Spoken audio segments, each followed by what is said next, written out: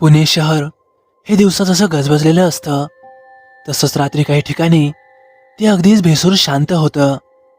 शहराच्या बाहेरच्या भागात तर अशी काही ठिकाणं आहेत ज्यांच्याबद्दल लोक हळू आवाजातच बोलतात, पण उघडपणे कधीच नाही. तर असंच एक ठिकाण म्हणजे पुण्यातला नवली पूल. पुण्यातील कात्रज बोगद्याजवळ असलेला हा पूल अनेक वर्षांपासून चर्चेत आहे. इथे वारंवार अपघात होतात, रात्री काही विचित्र गोष्टी दिसतात असं काही जण सांगतात. काही जण तर दावा करतात की रात्री उशिरा इथे भुताटकीच्या घटना घडतात. काहींना रस्त्याच्या कडेला उभे असलेले माणसं दिसतात, तर काहींना अचानक रस्ता रिकामा झाल्यासारखा वाटतो. पण खरं नेमकं काय आहे, हे फक्त अफवा आहेत की खरोखर काहीतरी आहे, याचं उत्तर कदाचित फक्त त्यांनाच माहीत आहे ज्यांनी नवली पुलावर रात्रीचा अनुभव घेतला आहे.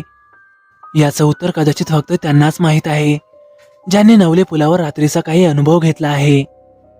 आज जी घटना मी सांगतोय ती पुण्यातील एका रिक्षा चालकाची खरी कहाणी आहे. त्या रिक्षा चालकाचं नाव होतं मदन. मदन गेली 10 वर्ष पुण्यातच रिक्षा चालवत होता. त्याची रिक्षा मुख्यतः सिंहगड रोड, वारजे आणि कात्रज या भागातच फिरायची. त्या दिवशीही रात्री जवळपास 11 वाजले होते. थंडीचा हलका गारवा होता. रस्त्यावरची गर्दीही हळूहळू कमी होत होती. मदनने विचार केला की बस आता शेवटचं एक भाडं मिळालं तर मग घरी निघायचं. तेवढ्यातच वारजे बसस्टॉप जवळ त्याला एक माणूस दिसला. तो माणूस त्याला हात दाखवत होता. मदन त्याच्या जवळ जाऊन रिक्षा थांबवतो. भाऊ, मला वारजे माळवाडीला सोडशील का? मदन म्हणाला, हो ना, बसा. तो माणूस अगदी शांत होता. रिक्षात बसल्यानंतर एक शब्दही बोलला नाही. 5-10 मिनिटांनंतर मदननं त्याला वारजे माळवाडीत सोडलं. भाडं देताना तो माणूस म्हणाला, अरे भाऊ, जरा जपून जा बरं, नवली पुलावर काही विचित्र गोष्टी घडताय आजकाल. त्यावर मदन हसला. अहो काही नाही, लोकांच्या अफवा असतात फक्त. आणि असंही माझा भूताप्रेतांवर अजिबात विश्वास नाही. तो माणूस त्यावर काहीही बोलला नाही, फक्त शांतपणे निघून गेला. आता मदनने रिक्षा जांभूळवाडीच्या दिशेने वळवली. त्याचं घर तिकडेच होतं. रात्री जवळपास 11-15 झाले होते. रस्ता जवळपास रिकामाच होता. अधूनमधून एखादा ट्रक किंवा एखादी कार नारंगी इंडिकेटर देत भरधाव वेगात निघून जायची. थोड्याच वेळात मदन नवली पुलाजवळ पोहोचला. नवली पुलावरून जाताना काही क्षणासाठी त्याला त्या माणसाचं वाक्य आठवलं, आजकाल तिथे विचित्र गोष्टी घडताय. तो मनातच हसला. हे, लोक काहीही बोलतात. भूतबीत कुठं असतंय भय, तेही आजकालच्या काळात. आता रिक्षा पुलावर चढत होती. तेवढ्यातच अचानक रस्त्याच्या कडेला एक बाई उभी असल्यासारखं दिसलं. रात्रीच्या अंधारात ती बाई पांढऱ्या साडीमध्ये उभी होती. तिने रिक्षाला हात दाखवला. मदनने रिक्षा थोडी पुढे नेली आणि मग थांबवली. त्याला वाटलं बाई एकटीच आहे आणि एवढ्या रात्रीची दुसरी रिक्षाही मिळणार नाही. बाई हळूच रिक्षात बसली. तिचा आवाज खूपच मंद होता. भाऊ, मला जांभूळवाडीला जायचंय. मदन म्हणाला, ठीक आहे ताई, मीही तिकडे चाललोय. त्याने रिक्षा पुन्हा सुरू केली. रिक्षा आता पुढे निघाली. काही क्षण दोघांमध्ये पूर्ण शांतता होती. मदनला असं जाणवलं की ती बाई एकदमच शांत बसलेली आहे. ना मोबाईल, ना काही बोलणं. त्यानं आरशातून मागे पाहिलं तर ती बाई खाली मान घालून बसली होती.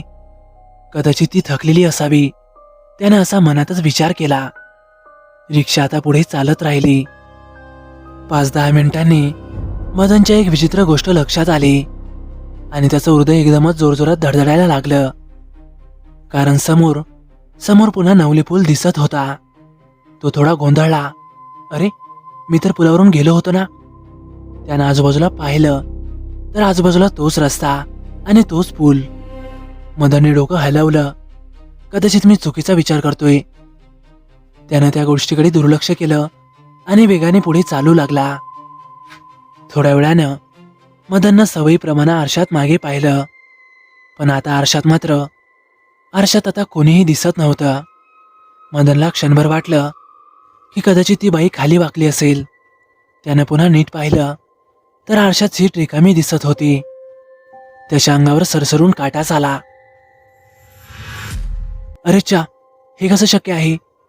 त्याचं हृदय जोरजोरात धडधडू लागलं. हळूहळू त्यानं मान वळवली आणि झटक्यातच मागे पाहिलं तर मागे ती बाई शांतपणे बसलेली होती. जशी आधी बसली होती अगदी तशीच. मदनचा घसा कोरडा पडला. आयला, बाई तर मागे बसलेली आहे, मग आरशात का दिसना झाली? त्याच्या हाताला थरथर सुरू झाली, पण त्यानं स्वतःला सावरलं. कदाचित लाईटचा प्रॉब्लेम असेल. आणि तेवढ्यातच त्याला अजून एक विचित्र गोष्ट जाणवली. ती म्हणजे रस्त्यावर आता त्याच्या व्यतिरिक्त इतर कोणतीही गाडी दिसत नव्हती. ना ट्रक, ना कुठली कार, ना एखादी बाईक. पूर्ण रस्ता रिकामा होता. असं कधीही झालं नव्हतं, कारण पुण्यासारख्या वर्दळीच्या ठिकाणी रस्ता पूर्णपणे मोकळा असणं हे फारच तुरळक घडतं, विशेषतः नवले पुलावर. मदनच्या अंगावर अक्षरशः काटा आला. त्यानं पुन्हा पुढे पाहिलं आणि त्याच्या अंगातून रक्तच निघून गेल्यासारखं वाटलं, कारण समोर आता पुन्हा नवले पूल. मदन आता पूर्णपणे घाबरला होता. त्याला आता कळत नव्हतं की नक्की माझ्यासोबत काय होतंय. तोच रस्ता आणि तोच नवले पूल आणि मागे बसलेली ती बाई जिचं प्रतिबिंब आरशात दिसत नव्हतं. आता त्यानं अचानकच रिक्षा बाजूला थांबवली. त्याच्या हाताला घाम आला होता आणि मग त्यानं मागे न पाहताच विचारलं, कोण आहेस तू? पण मागून मात्र काहीही उत्तर आलं नाही. तो पुन्हा ओरडला, कोण आहेस तू? आणि अचानकच रिक्षाच्या मागून हसण्याचा आवाज आला. पण ते काही साधं हसणं नव्हतं. तो आवाज मानवी वाटतच नव्हता. त्या बाईचं ते विचित्र हसणं आता हळूहळू जोरात होत गेलं आणि मदनच्या अंगावर पुन्हा काटा आला. त्यानं घाबरतच मागे पाहिलं तर रिक्षाच्या मागे आता मागच्या सीटवर कोणीही नव्हतं. ती बाई आता अचानकच गायब झाली होती. रिक्षात फक्त तो हसण्याचा आवाज घुमत होता. मदन आता प्रचंड घाबरलेला. त्यानं लगेच रिक्षा चालू केली आणि पूर्ण वेगात तिथून निघून गेला.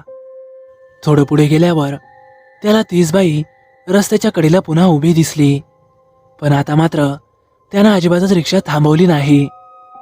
मोबाईलवर त्याने रामरक्षा मंत्र लावला आणि सुसाट वेगात तिथून निघून गेला.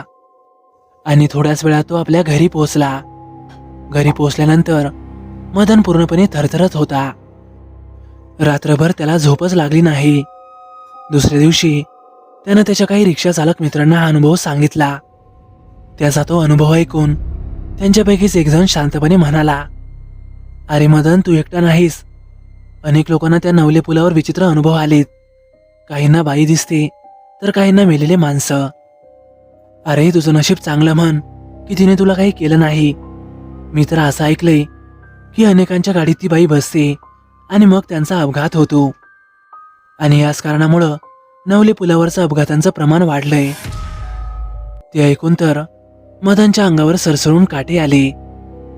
आता मदन सहसा तर रात्रीचा नवले पुलावरून प्रवास करतच नाही. आणि जरी कधी करायची वेळ आली तर आधी मोबाईलवर रामरक्षा मंत्र लावतो. आणि जरी नवले पुलावर कोणी गाडी थांबवण्याचा प्रयत्न केला तर तो अजिबातच रिक्षा थांबवत नाही.